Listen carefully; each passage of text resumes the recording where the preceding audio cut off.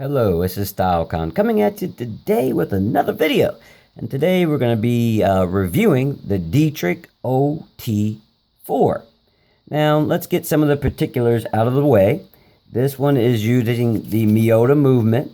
It has hours, minutes, small seconds, and a 24-hour feature, but it's not a GMT. It's just an AM/PM indicator.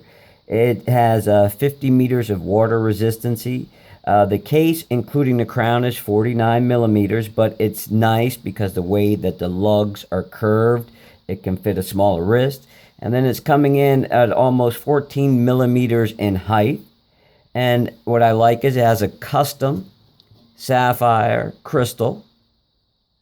It has anti-glare, but it's just on the top. It's not underneath.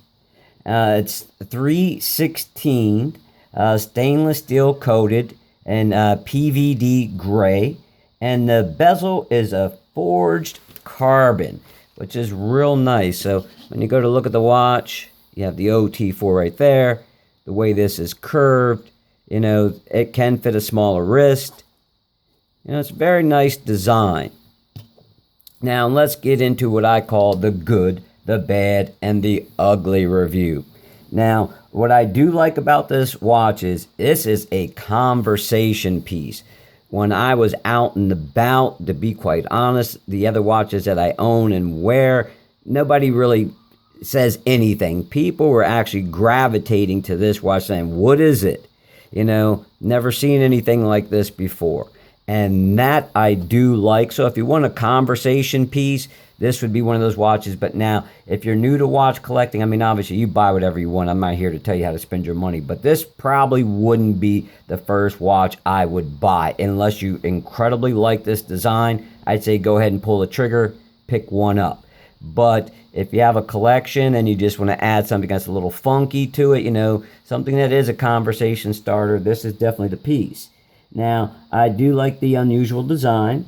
I do like the quick strap change. Basically, it's just sliding this in and out. So that's real nice. So you don't have to worry about spring bars and bracelets and everything else. So that makes that incredibly nice to have. So if you want to change it out, because Dietrich, if you go to their website, they do offer different straps. Or if you want to pick up a strap on your own and then use it for this particular watch, you can do that.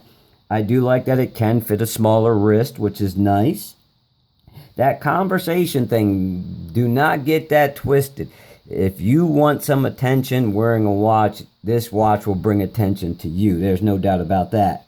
And the rates are pretty good. Obviously it's using the Miyota movement, which is a decent movement, but nothing special. But in a week's time, I gained probably about a minute.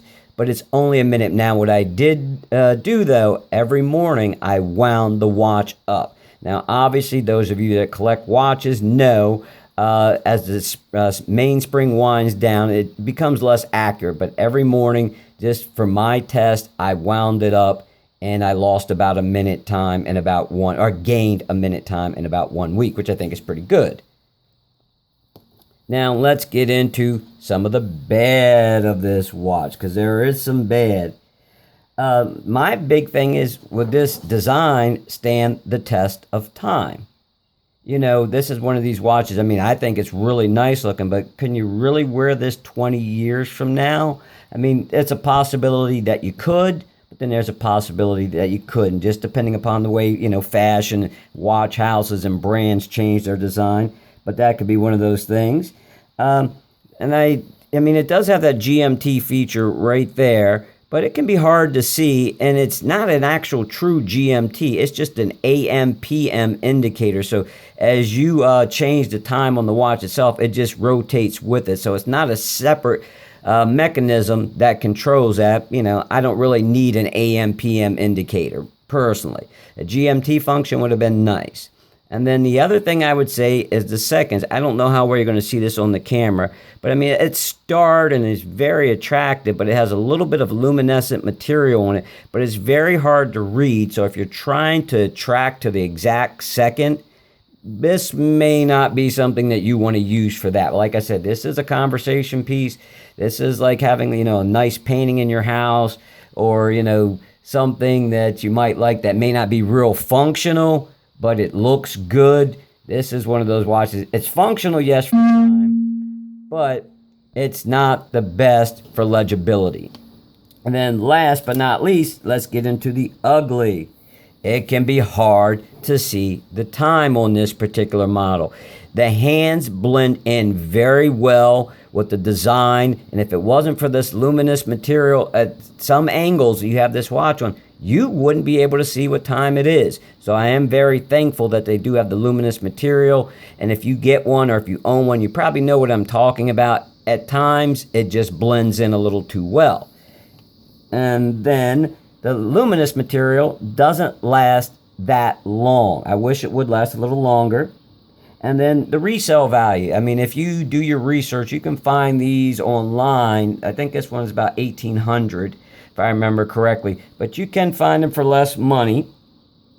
And basically for this one, this wouldn't be my first watch entering into watch collecting, but if you like the design and it's something you plan on keeping, go ahead, do it. But this is, to me, a fun piece to add to your collection. If you have your, your Panerais, you have your Omegas, you have your Rolexes, and you want to, add some color, add some life to your collection, this watch can definitely do that. If you do look for bargains on the internet, you can find them, so you can add a nice piece to your collection. That'll give it a little bit of pizzazz. Once again, this is StyleCon. Thank you for taking the time out of your day to watch my video. If you have any questions or comments, please leave them down below as usual. If you like the content, come on, man. Bam! Thumbs up, like, subscribe, and I will check you out in the next video.